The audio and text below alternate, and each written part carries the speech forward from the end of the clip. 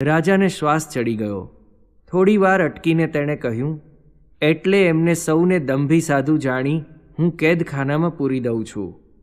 રાજાના મોં ઉપર અશક્તિની પીડાશ હતી, પરંતુ આ શબ્દો બોલતા તેના મોં ઉપર ક્રોધની લાલીમાં તરવરી ઉઠી. નીલકંઠ વર્ણીને તેની દયા આવી, તેના અસાધ્ય મંદવાડ માટે નહીં, પરંતુ તેની અસાધ્ય પ્રકૃતિ માટે. તેમણે તેને ધીરેથી કહ્યું, રાજન, પૂર્વકર્મના સંબંધે જે તમારું પ્રારબ્ધ બંધાયું છે તે કોઈ મંત્રતંત્ર જાણનાર કે કોઈ કિમિયાગર મટાડી શકે તેમ નથી. ઈશ્વરના કરેલા નિયમોનું ઉલ્લંઘન કોઈથી થઈ શકતું નથી.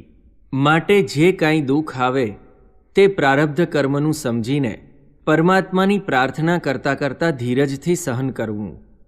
પરંતુ આવી મનસ્વી રીતથી તમારું દુઃખ તો મટવાનું નથી, ઉલટું કર્મના નવા બંધનો તમે બાંધો છો. વર્ણીની સૌમ્ય વાણી સાંભળી રાજાનું અંતઃકરણ કાંઈક નરમ થયું. તેણે તરત જ હાથ જોડીને કહ્યું, બ્રહ્મચારી, આપ મારા દર્દનો કાંઈક ઉપાય કરો. પ્રભુ, પ્રાર્થના હું ભૂલ્યો છું, કર્મના પોટલા બાંધ્યા છે, છતાં આપના પુનિત પગલાંથી મને અંતરમાં વિશ્વાસ પ્રગટ્યો છે કે આપ મારા દુઃખનું નિવારણ કરશો.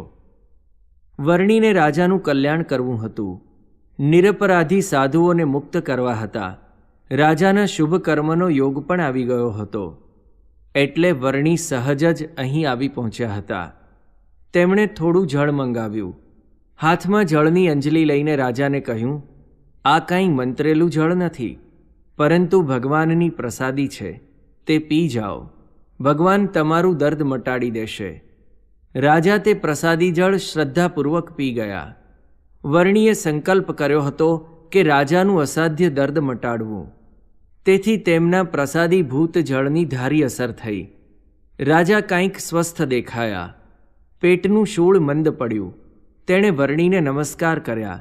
પછી કહ્યું, આપ તો મને નવજીવન આપવા પધાર્યા છો. આપે જે ઉપકાર કર્યો છે તેનો બદલો મારાથી વાળી શકાય તેમ નથી. છતાં આપની કંઈક સેવા કરવાની મને ઈચ્છા રહે છે. આપ કંઈક માગો. વર્ણીને રાજાની ક્ષુલ્લકતા ઉપર હસવું આવ્યું.